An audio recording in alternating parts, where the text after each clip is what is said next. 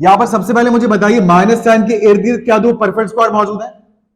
क्या हम x square और 1 को होल स्क्वायर में लिख सकते हैं? बिल्कुल लिख सकते हैं। एक्स को क्यों लिख सकते हैं? क्योंकि एक्स की पावर इवन है। और 1 को क्यों लिख सकते हैं? क्योंकि 1 परफेक्ट स्क्वायर है। तो यहां पर दो होल स्क्वायर्स आ गए, एक एक्स का होल स्क्वायर और एक 1 का होल स्क्वायर। और डिनोमिनेटर में यहां कितनी टर्म्स हैं? 3 टर्म्स हैं।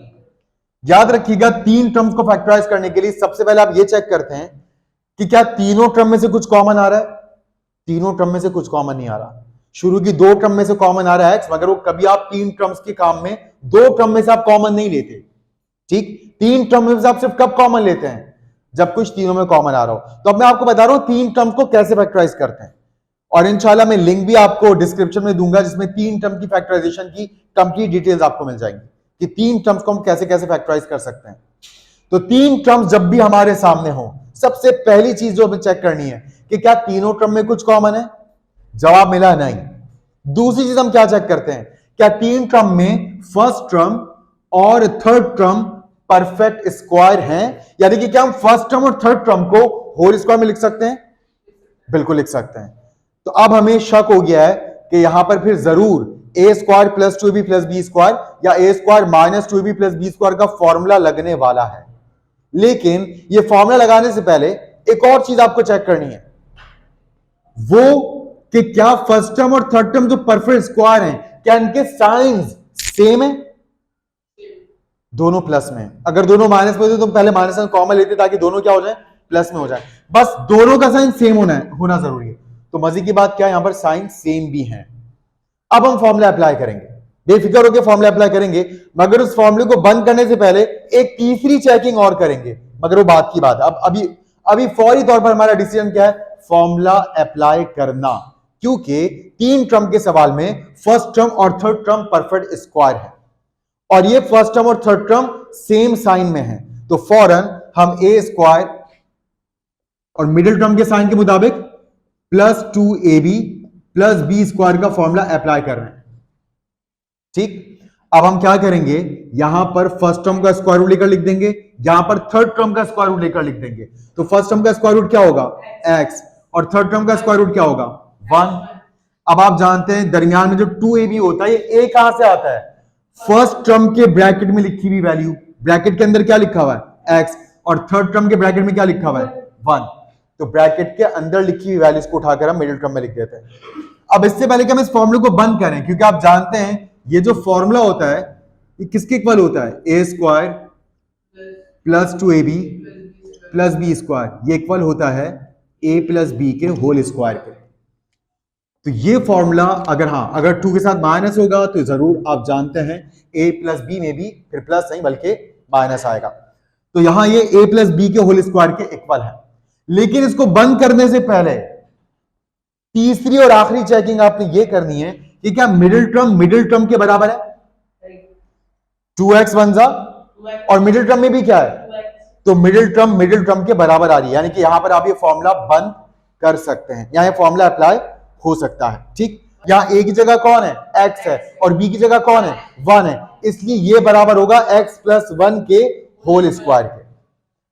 मगर उससे पहले मल्टीप्लाई के बाद जो सेकंड फ्रैक्शन है इसे भी लिखते हैं, और सेकंड फ्रैक्शन में ना न्यूमरेटर ना डिनोमिनेटर दोनों में कुछ नहीं हो रहा, ना कोई फॉर्मूला लग रहा है ना कुछ कॉमन आ रहा है। तो x plus 1 over x minus 1 as it is.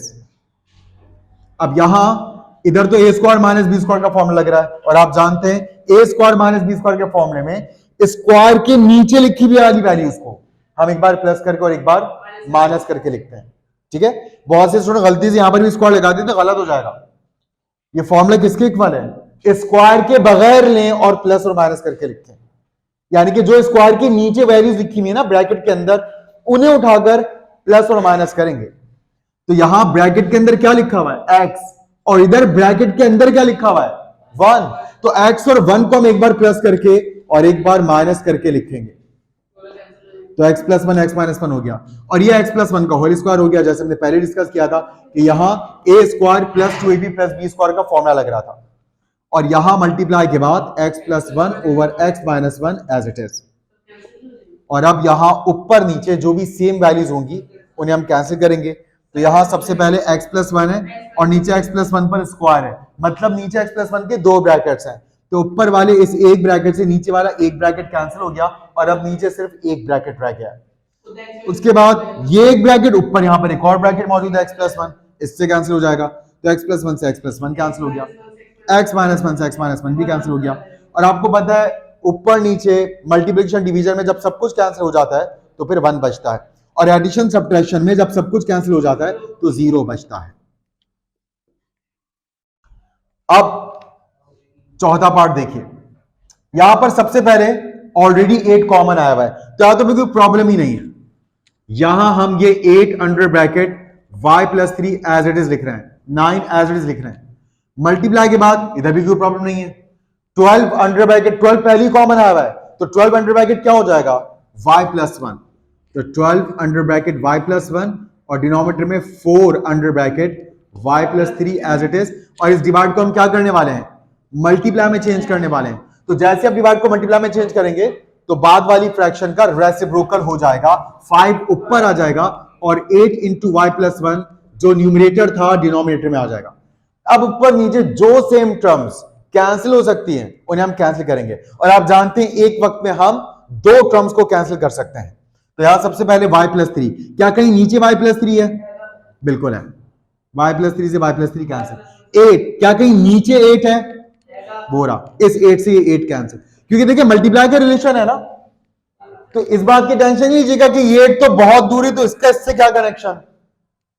लाखों ब्रैकेट्स लाखों फ्रैक्शंस क्यों ना हो, अगर वो मल्टीप्लाइंग फॉर्म में हो तो फिर आप किसी भी फ्रैक्शन के न्यूमरेटर से किसी भी फ्रैक्शन के डिनोमिनेटर को कैंसिल कर सकते हैं, पॉसिबल।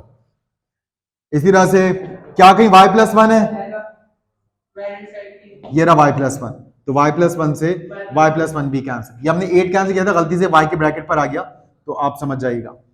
उसके बाद 12, क्या कोई नीचे कोई ऐसा नंबर है जो 12 को कैंसिल कर सकता हो? एक्सीलेंट, 4 1 जा 4 और 4 3 जा 12। अब 3 और 9 इनका पेयर बन गया, 3 ऊपर है और 9 नीचे है, और एक वक्त में हमें दो वैल्यू चाहिए, मतलब पेयर बनाना होता है, पेयरिंग में कैंसिलेशन होती है। तो 3 1 जा 3, 3 3 जा 9, तो सबको जुड़ चुका है, आबादी बहुत कम हो चुकी है, ट्रैफिक छट चुका है, अब सिर्फ नीचे 3 है और ऊपर 5 है। क्या कोई ऐसा नंबर है जिसके टेबल में 3 और 5 दोनों आए? 1 है, सिर्फ 1 से कैंसिल करने का कोई फायदा नहीं होगा, यही आएगा वापस। तो ऊपर जो बचा वो ऊपर लिख दीजिए, नीचे जो बचा वो नीचे लिख दीजिए, ये आंसर है। ठीक, समझ आया अच्छी तरह से? कोई प्रॉब्लम इसमें?